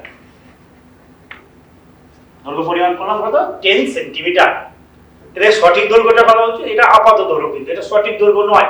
তার কারণ আপনি যখন দৈর্ঘ্য মাপি দেখবা, মনে করো কোন একটা জিরো, এখানে দাগ কাটা আছে সমানভাবে 1 2, এটা মনে করো আমি লিখছি। এবার কোনো একটা বস্তু যখন আমি পার্ট নিচ্ছি, তখন দেখাচ্ছে এটা 1.1, এটা 1.2। এবার এই রকম জায়গায় এটা দাঁড়িয়ে আছে, সেটা 1.1 এর চেয়ে বেশি হতে পারে, 1.1 এর চেয়ে বেশি জায়গাটা যেটা দেখাচ্ছি আমি 1.2 এর চেয়ে কম। কিন্তু আমি তো 1.1 এর চেয়ে বেশি বা 1.2 এর চেয়ে কম পরিমাপ করতে পারছি, কারণ আমি 1 মিলিমিটারের চেয়ে কম পরিমাপ করতে পারবো না। তাহলে সেক্ষেত্রে আমাদের প্রকৃত দৈর্ঘ্যটা লেখার সময় আমাদের কি করা উচিত? 10 প্লাস মাইনাস 0.1 সেন্টিমিটার। তাহলে 1 মিলিমিটার সমান কারণ 0.1 সেন্টিমিটার। ঠিক আছে, বুঝতে পেরেছো তোমরা? তাহলে আমাদের দৈর্ঘ্য যেটা পেলাম সেটা কিন্তু সঠিক দৈর্ঘ্য নয়। প্রকৃত দৈর্ঘ্যটা হচ্ছে 10 প্লাস মাইনাস 1, প্লাস 0.1 হতে পারে, মাইনাস 0.1 হতে পারে। তাহলে আনুপাতিক ত্রুটিটা কত পেলাম?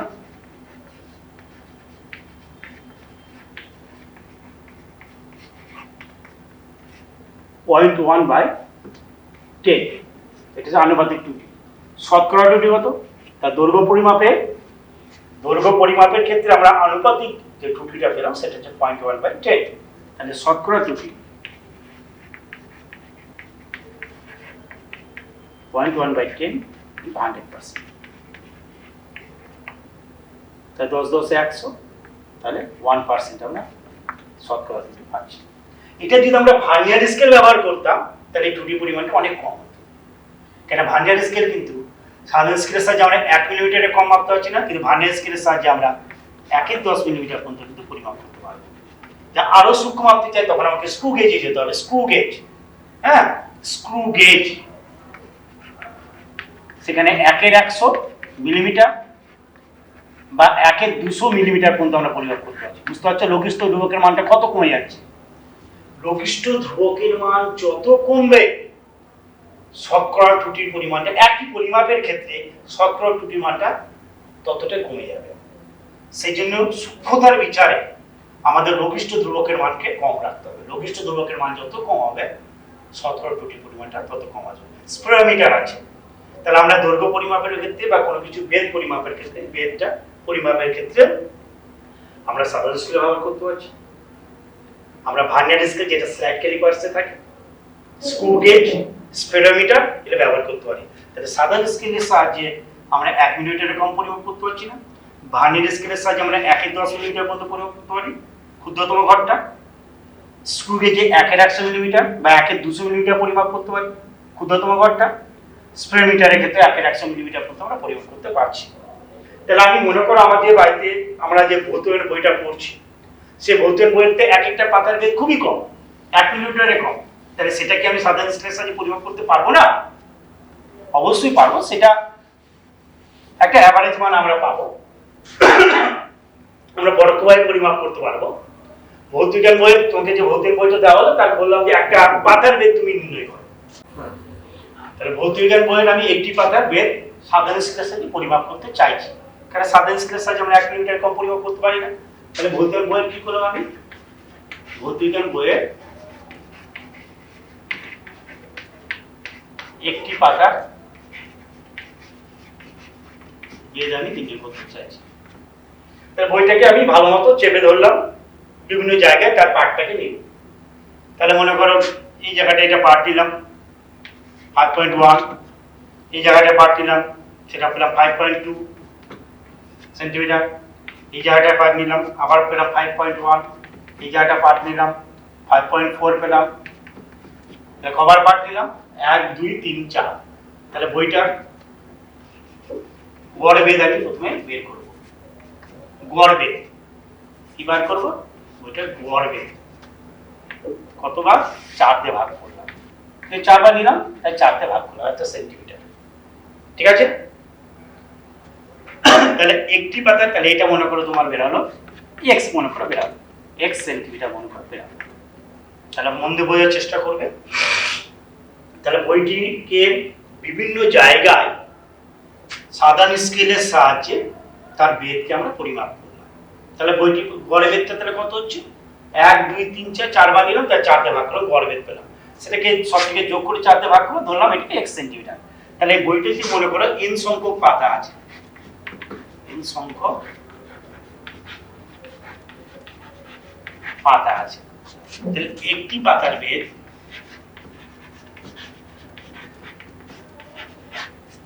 x/n centimetre.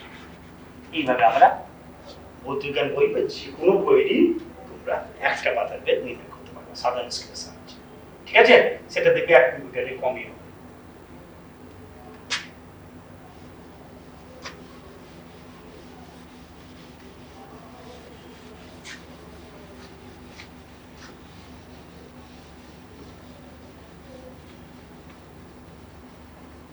তাহলে আমি যেটা বলছিলাম যে লঘিষ্ঠ ধ্রুবকের মানটা যত কম হবে শতকরা ত্রুটির মানটা তত কম হবে।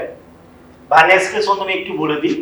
ভার্নিয়ার স্কেল কিছুই না, আমাদের ভার্নিয়ার স্কেলে দুটো জিনিস, যেটা স্লাইড ক্যালিপার্সের সাহায্যে তোমরা দৈর্ঘ্য পরিমাপ করবে, পরবর্তীকালে তোমরা দেখবে, আমি এরপর দেখানোর চেষ্টা করব ভার্নিয়ার স্কেলটা কি জিনিস যন্ত্রটা পেলে। তো যাক, এখানে সাধারণ স্কেল থাকছে, মূল স্কেল যেটাকে বলছি সাধারণ স্কেলের মতনই, আর থাকছে ভার্নিয়ার স্কেল। এই ভার্নিয়ার স্কেলটা মূল স্কেলটা কিন্তু ফিক্সড, ভার্নিয়ার স্কেলটা মূল স্কেলের দৈর্ঘ্য বরাবর চলাচল করতে পারবে। যেমন সাধারণ স্কেলের দাগ কাটা থাকে, মূল স্কেলের সেরকম দাগ কাটা থাকছে। দেখা যায় যে আমরা যে ভার্নিয়ার স্কেলটা ব্যবহার করি জেনারেলি স্লাইড ক্যালিপার্সে, সেখানে মূল স্কেলের, এটা একটু ভালো মতো বোঝার চেষ্টা করো। ভার্নিয়ার স্কেল, ভার্নিয়ার স্কেল এই লঘিষ্ঠ ধ্রুবকের মানটা কত বলেছিলাম 1/10 মিলিমিটার, 0.1 মিলিমিটার, 0.01 সেন্টিমিটার। ঠিক আছে, তার মূল স্কেলের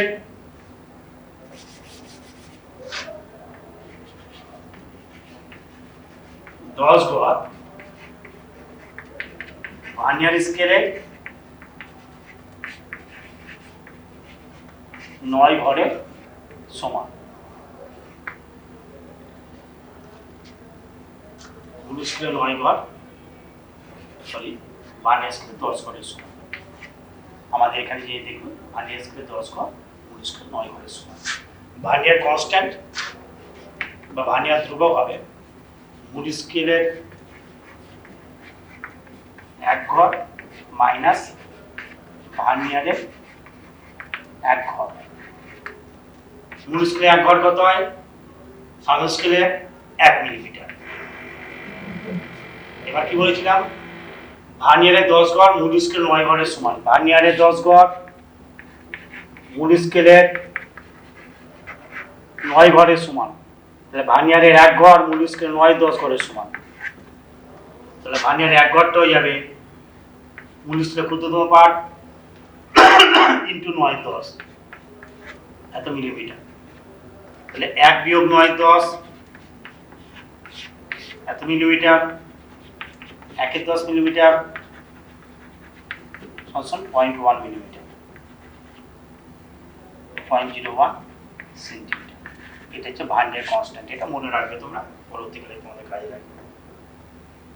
তাহলে আমরা দেখতে পাচ্ছি যে স্লাইড ক্যালিপার্সের ক্ষেত্রে যে ভার্নিয়ার স্কেলটা, সেই ভার্নিয়ার কনস্ট্যান্টের মানটা হচ্ছে 0.01 সেন্টিমিটার। আমরা কি করে পরিমাপ করি ভার্নিয়ার স্কেলটা? কিছুই না, এই চকটা মনে করো দৈর্ঘ্যটা পরিমাপ করতে চাই, আমি এখানে খাজের মতো আছে, এখানে আমি বলে দিলাম।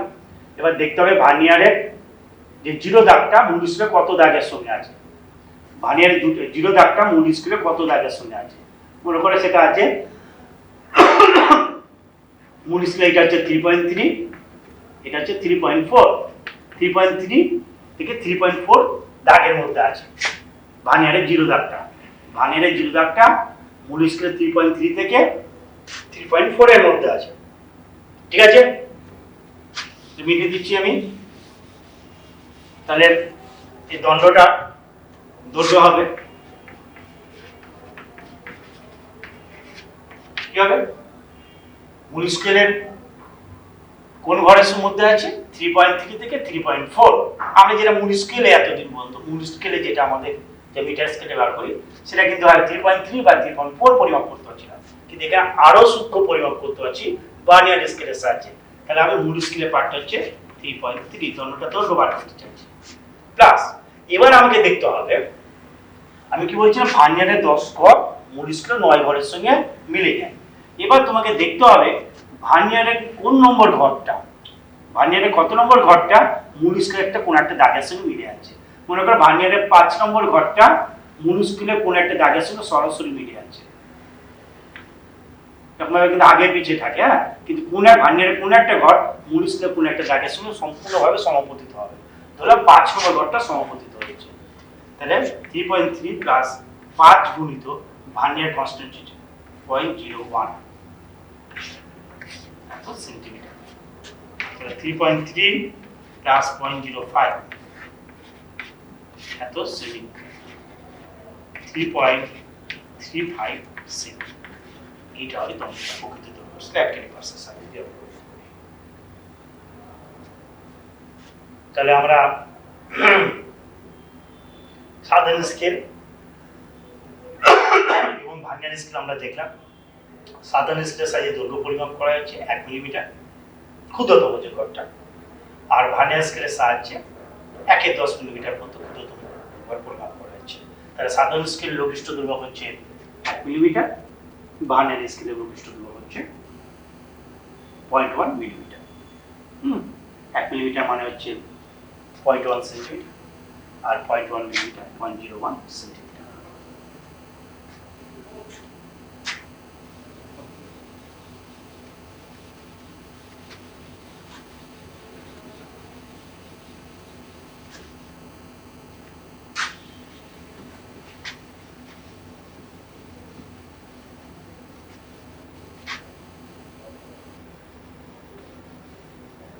তাহলে আমরা সাধারণ স্কেল বুঝে গেলাম। সাধারণ স্কেলের ক্ষেত্রে তোমাদের এটা খুব কাজে লাগবে, সাধারণ স্কেল এবং ভার্নিয়ার স্কেলটা। এবার মনে করো সাধারণ স্কেলের সাহায্যে আমরা একটা বক্ররেখার দৈর্ঘ্য নির্ণয় করতে চাই। যেমন একটা বাঁকা রেখা আছে, বাঁকা রেখার দৈর্ঘ্য নির্ণয় করতে চাই সাধারণ স্কেলের সাহায্যে। এটা কিভাবে করবো? সাধারণ স্কেলে আমি এইভাবে বাঁধতে পারবো না। তাহলে কি করবো, একটা সুতো নিলাম, বা প্রত্যেক বাড়িতে এই সুতো আছে, আমি সুতো নিয়ে এর উপর বসিয়ে দিলাম, বাঁকা রেখার উপর সুতো নিয়ে এভাবে বসিয়ে দিলাম। ঠিক আছে, এবার কি করবো, সুতোটা বসানোর পরে আমি কাটতে পারবো, মনে করি এখানে দাগ দিয়ে দিলাম, একটা কালি রং দিয়ে দিলাম, এখানে শেষ প্রান্তে, এই শেষ প্রান্তে কালি রং হওয়ার পর এবার এই সুতোটাকে তুলে দিলাম, নিয়ে এবার টান টান করলাম, এবার স্কেলের সাহায্যে তার কতটা দৈর্ঘ্য আমি নির্ণয় করলাম। তাহলে বক্ররেখাটার দৈর্ঘ্য কত হবে সেটা আমি কিন্তু নির্ণয় করতে পারবো, খুব সহজে নির্ণয় করতে পারবো। এরপরে চলে আসছে আমাদের ভর পরিমাপ।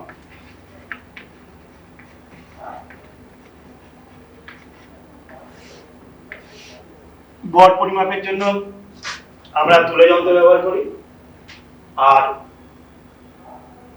ওজন মাপার জন্য আমরা ব্যবহার করি স্প্রিং তুলা যন্ত্র। তুলা যন্ত্র আমরা দৈনন্দিন প্রয়োজনে বিভিন্ন কাজে বাজার করার সময় দেখেছি যে আমরা আলু কিনছি, পটল কিনছি, বেগুন কিনছি, সেগুলো আমরা দাঁড়িপাল্লার সাহায্যে মাপছি। দাঁড়িপাল্লা কিন্তু একটা তুলা যন্ত্র, কিন্তু সেটা নিখুঁতভাবে পরিমাপ করা যায় না, কারণ ওখানে দেখবে 1 গ্রাম বা 2 গ্রামে এদিক ওদিক হয়ে গেল আমরা সেটাকে গুরুত্ব দিই না, আর হয় সেটা, কারণ সেটা সঠিকভাবে পরিমাপ করতে পারে না। আমরা ফিজিক্স ল্যাব বা কেমিস্ট্রি ল্যাবে সূক্ষ্মভাবে পরিমাপ করবার জন্য যে তুলযন্ত্রটা ব্যবহার করি সেটার নাম হচ্ছে সাধারণ তুলযন্ত্র। এই সাধারণ তুলযন্ত্রের সাহায্যে আমরা ভর পরিমাপ করছি, একটু সূক্ষ্ম হচ্ছে। দাঁড়িপাল্লার সাহায্যে ভর পরিমাপ করা হচ্ছে, কিন্তু সেটা সূক্ষ্ম হচ্ছে, সূক্ষ্মভাবে পরিমাপ করতে পারছি না। তাহলে সাধারণ তুলযন্ত্রের সাহায্যে আমরা সূক্ষ্মভাবে, অনেকটাই সূক্ষ্মভাবে ভরটা পরিমাপ করতে পারি। এটা ফিজিক্স ল্যাব বা কেমিস্ট্রি ল্যাব স্কুলে যেগুলো তোমাদের আছে দেখে নিবে, চলবে, বা দেখানো হয়েছে তোমাদের হয়তো অনেক স্কুলে। হ্যাঁ, সাধারণ তুলযন্ত্র এটা একটা কাচের বাক্সের মধ্যে থাকে, দুটো দণ্ড থাকে এরকম। এখানে একটা স্তম্ভের উপরে এটাকে বাহু দুটো এভাবে থাকছে, এখানে প্যান থাকছে, এখানে একটা প্যান থাকছে, দাঁড়িপাল্লা যেটাকে বলছি আমরা, এখানে একটা সূচক থাকে। টোটাল যন্ত্রটাকে আমরা একটা কাচের বাক্সের মধ্যে রাখি, টোটাল যন্ত্রটাকে আমরা একটা কাচের বাক্সের মধ্যে রাখি, কারণ যাতে হাওয়াতে, যাতে বায়ু হাওয়া লেগে যাতে আমাদের এটা না দুলতে থাকে, যাতে আমরা সঠিকভাবে সেটা পরিমাপ করতে পারি। এই সাধারণ তুলযন্ত্রের সাহায্যে আমরা মনে রাখবে 10 মিলিগ্রাম থেকে 211.10 গ্রাম পর্যন্ত পরিমাপ করতে পারি। আমরা যে ল্যাবে যে তুলযন্ত্রটা ব্যবহার করি, অবশ্যই আমরা যে ল্যাবে তুলযন্ত্র ব্যবহার করি সেখানে বলছি 10 মিলিগ্রাম থেকে 211.10 গ্রাম পর্যন্ত পরিমাপ করতে পারছি। তাহলে 10 মিলিগ্রামের কম পরিমাপ করতে পারি না, আর 211.10 গ্রাম এর বেশি পরিমাপ করতে পারি না।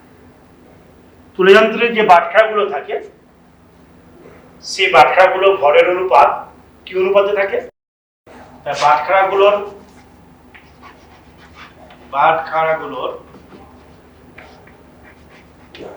ভরের অনুপাত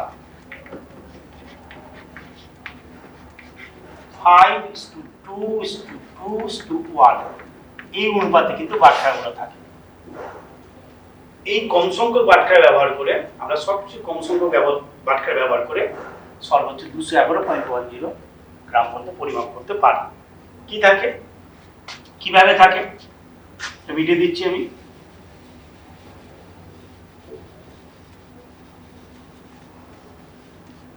বাটখারাগুলো ভরের অনুপাত কি অনুপাতে নেওয়া হয়? 5:2:2:1। তাহলে এখানে একটা 1 গ্রামের বাটখারা থাকে,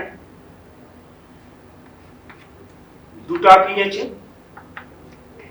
2 গ্রামের থাকবে, সেটা 5:2:2:1। একটা 5 গ্রামের,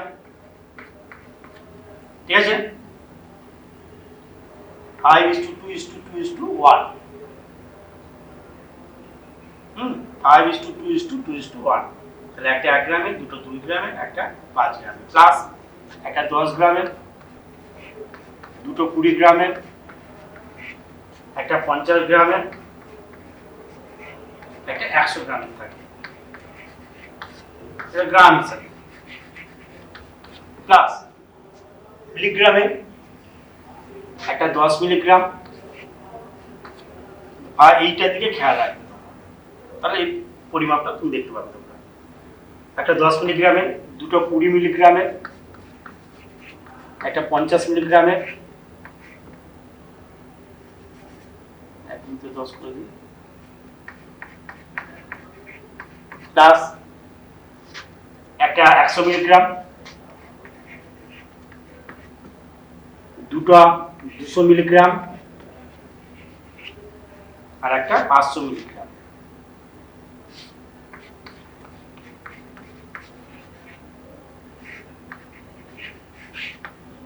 তাহলে এটা দিয়ে আমরা হিসাব করি, তাহলে পাবো 211.10 গ্রাম পাবো। তাহলে কি বললাম আমি? বাটখারাগুলো ভরের অনুপাত 5:2:2:1 নেওয়া হয়।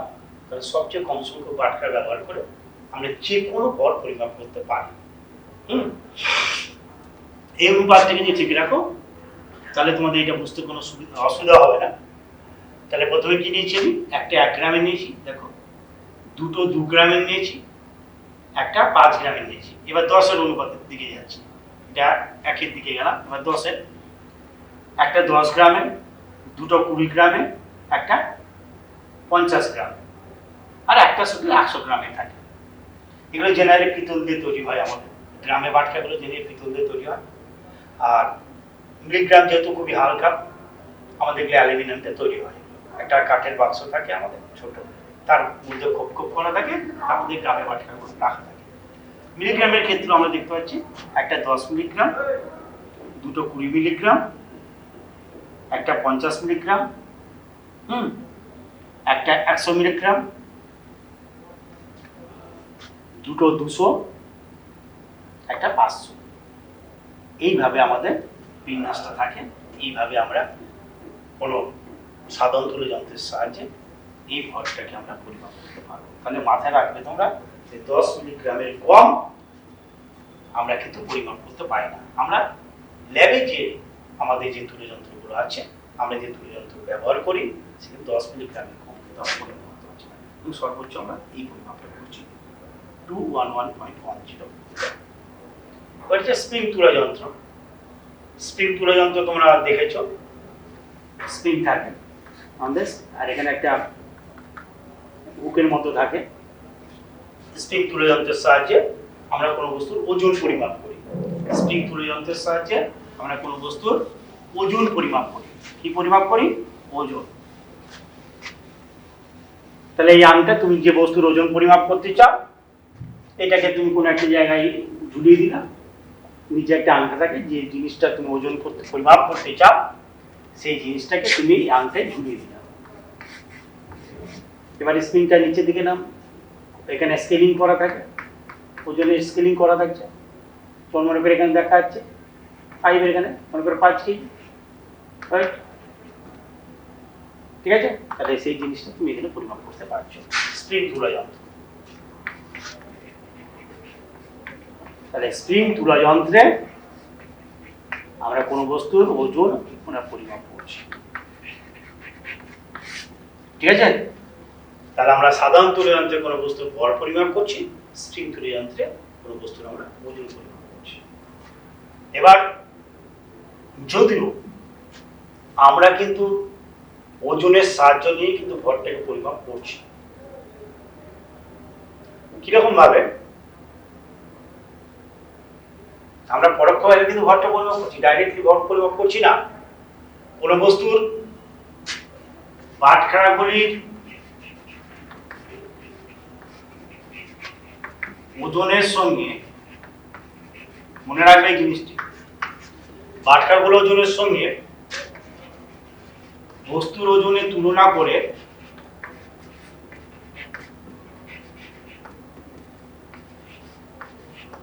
বাটখারাগুলোর ওজনের সঙ্গে বস্তুর ওজনের তুলনা করে বাটখারার ভরের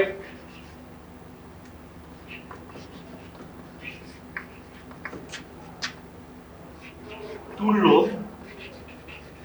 বস্তুর ভর আমরা নির্ণয় করি।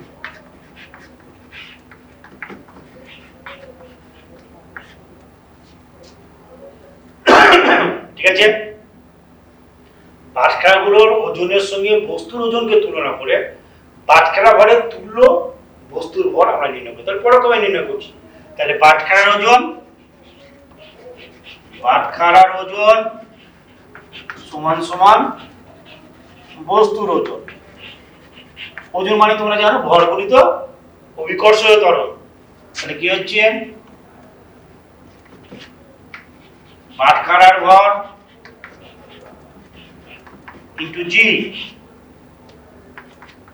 বস্তুর ভর জি। ঠিক আছে, জি আর জি দুদিকে যেমন দাঁড়িয়ে পারলে তোমরা জানো বহুজন, এখানেও জি কাজ করছে, এখানেও জি কাজ করছে, দেয়ার ক্যান্সেল ইচ আদার। তাহলে বাটখারার ভর ইকুয়াল টু বস্তুর ভর। বাটখারার ভর ইকুয়াল টু বস্তুর ভর। এইভাবে সাধারণ তুল্য যন্ত্রের সাহায্যে আমরা বস্তুর ভরকে পরিমাপ করতে পারি। হচ্ছে যে তাহলে এইটাই তোমাদের থাকলো এতদূর পর্যন্ত। আমি এর পরের পার্টে কিছু ম্যাথমেটিক্যাল প্রবলেম তোমাদের দেখাবো। হ্যাঁ, আর কিছু কিছু জিনিস যেগুলো বাদ, দু একটা জিনিস হয়তো বাদ আছে, সেগুলোকে এর পরের পার্টে আমি দেখিয়ে দেবো তোমাদের। ম্যাথমেটিক্যাল প্রবলেম চ্যাপ্টারটাকে ভালো মতো দেখবে, এর পরের পার্টে আমি ম্যাথমেটিক্যাল প্রবলেমগুলো তোমাদের দেখিয়ে দেবো। আজকের মতো আমি এখানে সমাপ্ত।